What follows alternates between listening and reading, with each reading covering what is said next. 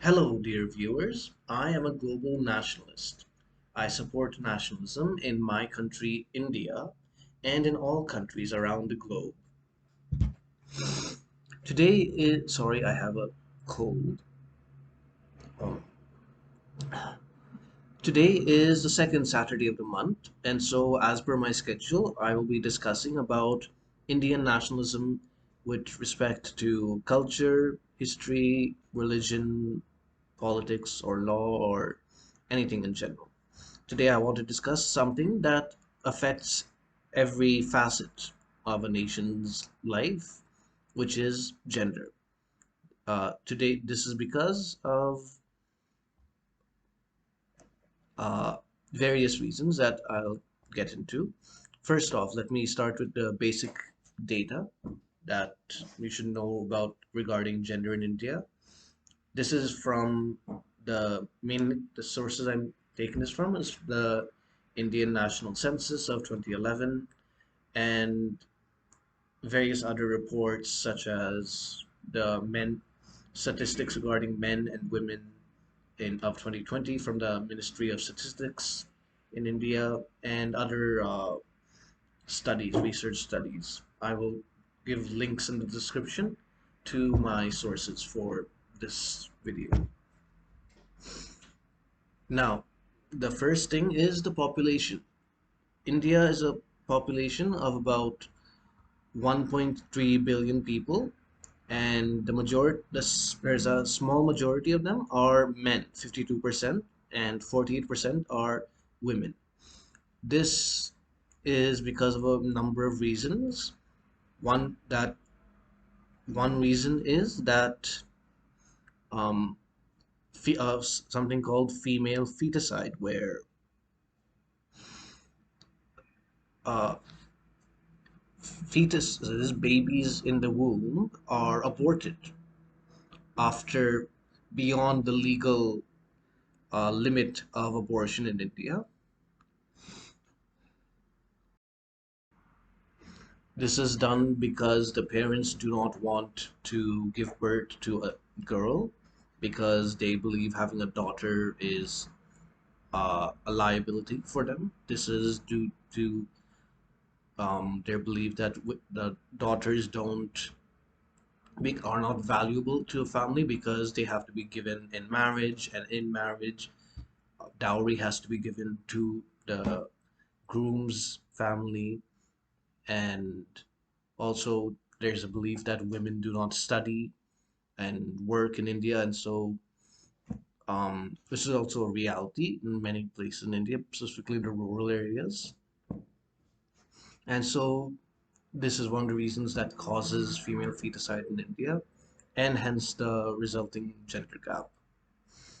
There's also other statistics I want to talk about are the infant mortality rate per thousand people in India, which is roughly similar for both boys and girls, which is 44 per thousand people in girls and 43 per thousand people in boys, which is much higher than the global average for both, which is around 36, according to the United Nations.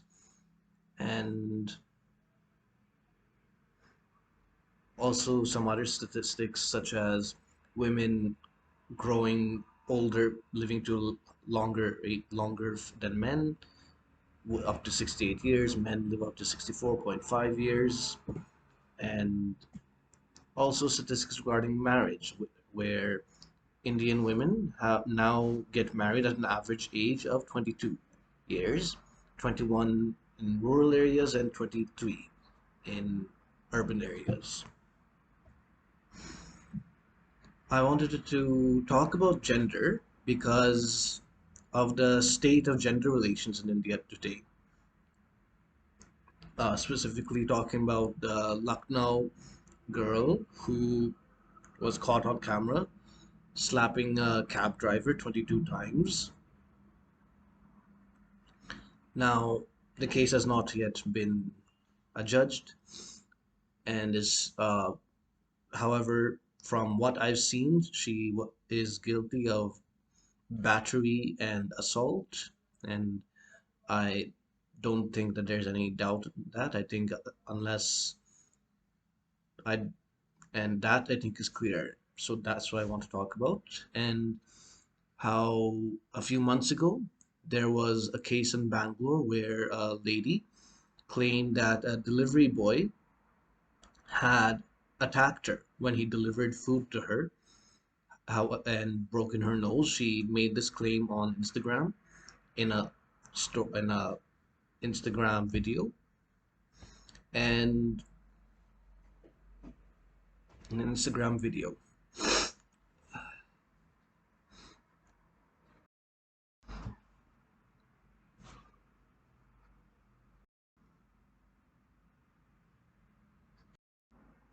So that's the basic data regarding gender in India.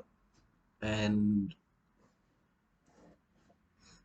yeah, so about that case that I was talking about. Sorry, I took a break.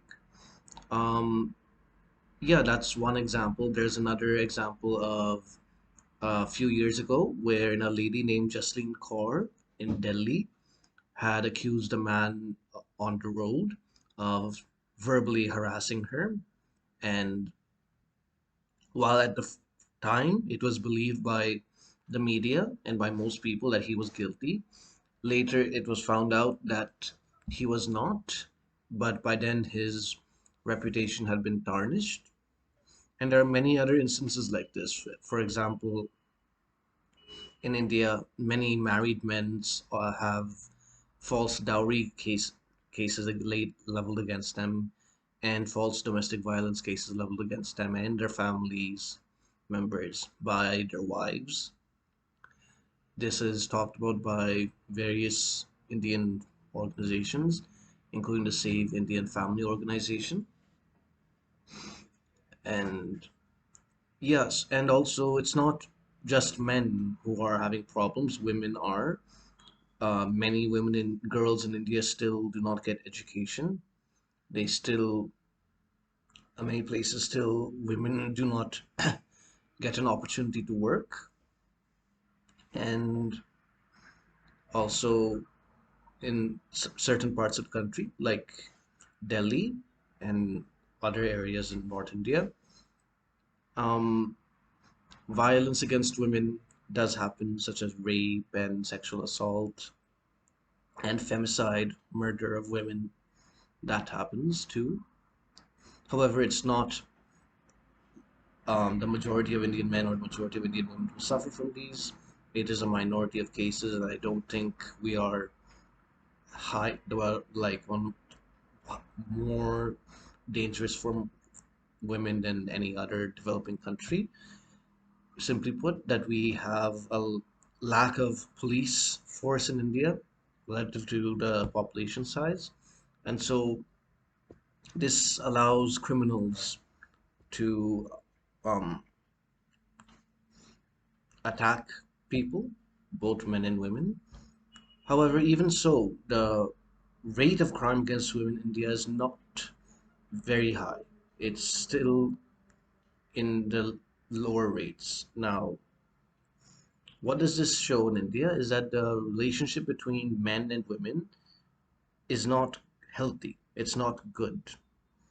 Now, I wanted to talk about this to show because I think that this has an overall impact on the nation at large because men and women are two genders of humans, of the human species, and if they are not in harmony with each other, then the nation as a whole will suffer. So, what I think should be done is that, first of all, Parliament at the central level has to amend laws like 498A and Dowry Prohibition Act, the Domestic Violence Act, to make them applicable to both men and women so that both men and women can defend themselves against these incidents. And also, Parliament should make a law that punishes those who level false allegations against others. This will discourage uh, the rise in false cases leveled against men by women, and this will also prevent marriages from breaking down, and this will make sure that marriage rates in India do not fall drastically as they've done in several Western countries, which would lead to a reduction in the birth rate and a higher number of out of wedlock children, with the resulting problems, societal problems that occur with that phenomenon.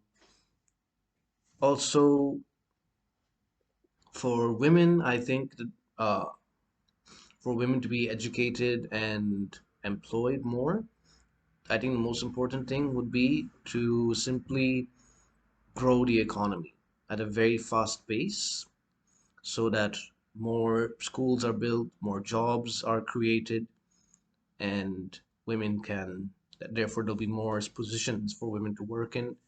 And I think that this quota system should be removed, that men and women should compete at a level freely without any reservations. That way, only the most competent people will uh, get into the required positions, and this will prevent any sex from being discriminated against. And so ultimately, I think that both Indian men and women need to realize that they're in this together and that they can't be perpetually at war with each other, that they need to find some solution to their problems. And I hope they do. As a young Indian man myself, I want to live in a country where I can get along with Indian women, and I can. Most Indian women are good, decent people, just like most Indian men.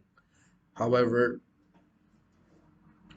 there is a growing number of individual women who are behaving badly, and individual men, which is causing uh, relations to worsen between both the genders.